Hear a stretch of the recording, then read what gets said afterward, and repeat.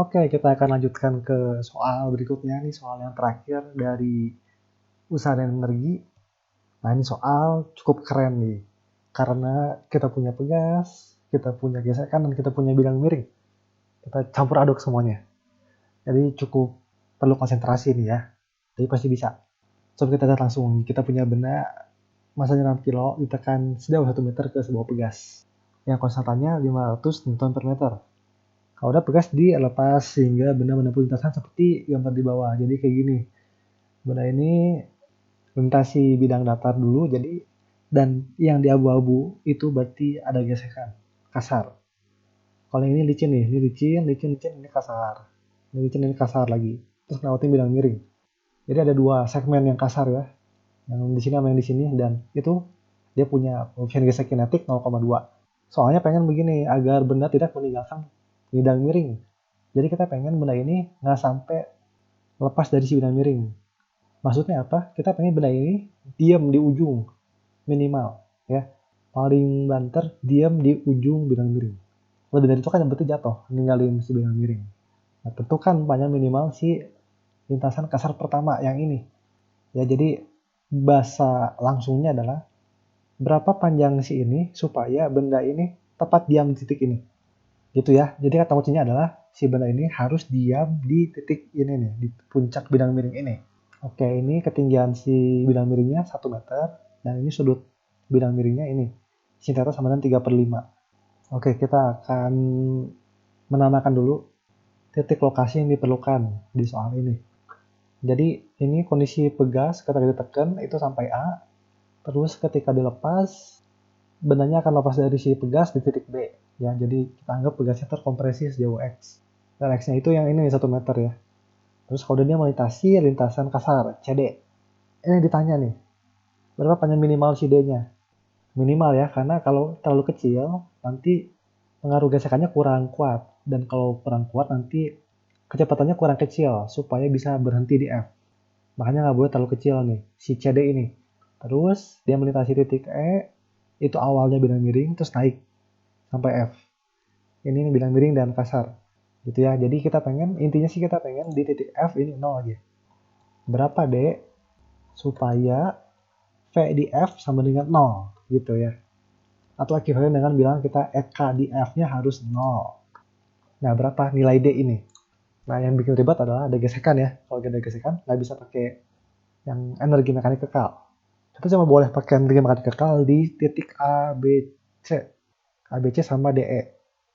Tapi DE nggak ada apa-apa. Itu cuma ada di A, B, C doang bisanya. Sisanya nggak bisa tuh, kan ada gesekan. Oke, kita akan tinjau satu-satu nih ya. Ini harus pelan-pelan. Pertama kita tinjau titik A dan B dulu aja. Sorry, A dan C aja. Karena yang terpenting adalah ketiga benda ini masuk ke gesekan, itu penting. Oke, ternyata titik A dan C, dari A ke C nggak ada gesekan, cuma ada gaya pegas, gravitasi, ya konservatif kan berarti energi mekaniknya kekal. Jadi Fp di A tambah Ek di A sama dengan Fp di C tambah Ek di C. Terus pilih titik nolnya untuk Y-nya di sini ya, buat si MGH-nya, si Fp gravitasinya, di datar aja. Oke, berarti Fp di A itu nggak ada Fp gravitasi, karena titik A persis dia sama dengan 0.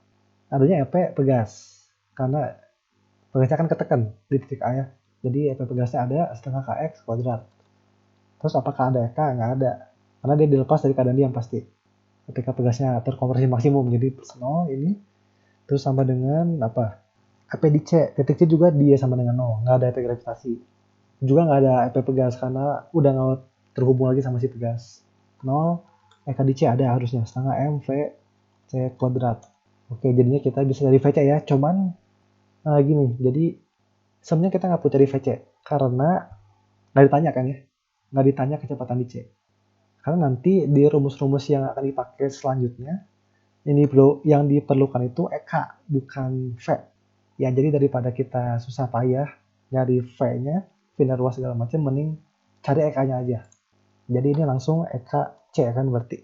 Jadi EK di C sama dengan setengah Kx kuadrat. Nanti kita akan lihat apa untungnya. Sekarang dari C ke D. Tinjau titik C dan D. Nah, ini ada gesekan. Nggak boleh pakai energi mekanik kekal. Karena gesekan non konservatif, makanya yang ini kan berti W non konservatif sama dengan apa? Sama dengan delta energi mekanik yang adalah delta EP plus delta EK gitu kan. Dalam hal ini berarti W-nya W apa? W gesekan. W gesekan sama dengan apa nih? Berarti kita harus lihat gaya gesek di sepanjang C dan D itu kemana. Kan kayak gini ya berarti kurang lebih. Karena di bidang datar, gaya normalnya tepat ke atas, tegak lurus. Terus ada gaya berat MG, terus ada gesekan. Arahnya ke kiri karena melawan gerakan yang benar ke kanan. Dan itu FK karena lagi gerak. Jadi W gesek kita karena benarnya pindah ke kanan tapi gayanya ke kiri berarti minus ya usahanya. Minus FK dikali perpindahannya berapa? Dari C ke D. D gitu kan. Dan FK berarti mu K dikali gaya normal. Nah dalam hal ini gaya normalnya sama dengan MG. Karena di sumbu vertikal nggak ada gerakan. Jadi sigma F-nya sama dengan 0 di sumbu vertikal. Nah gini ya. Ini gesekan kita di sepanjang CD. Maka nanti masukin ke rumus yang ini. W gesekan itu sama minus MGD delta EP-nya nggak ada. Dari C ke D, Y-nya selalu 0. Nggak ada delta EP. Cuma ada delta EK. Delta EK-nya berarti EK di D dikurang EK di C.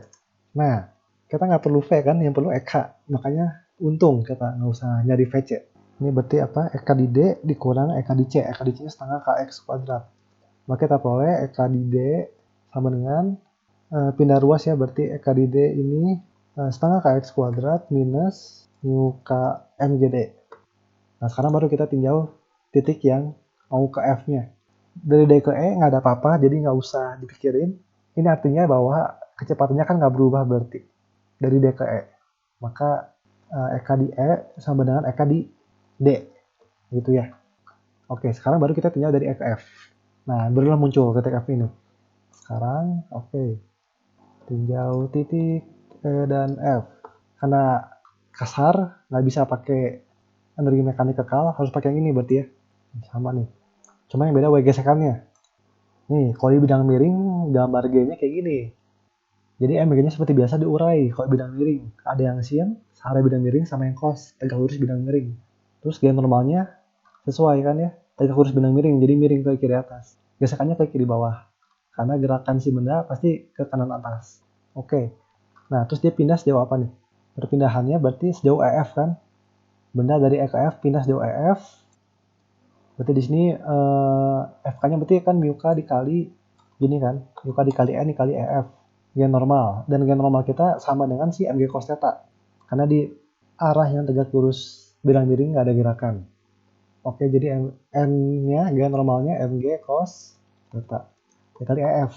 Nah, belum beres. EF-nya apa sekarang? Yang kita tahu tuh ketinggiannya, H-nya. EF-nya nggak tahu kan?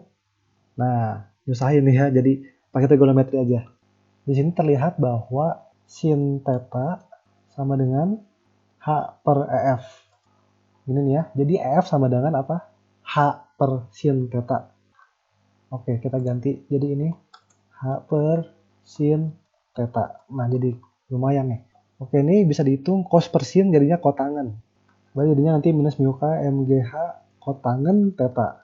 Oke, kita baru ngitung gesekannya, belum ngitung deltanya nih ya. Sekarang berarti W gesekan sama dengan delta EP plus delta EK. Delta EP-nya, oke, dari E, EP-nya 0, di F ada EP, karena dia punya ketinggian kan terhadap Y sama dengan 0. Jadi ada MGH, yang di sini MGH, terus EK-nya berarti apa? EK di F dikurang EK di E.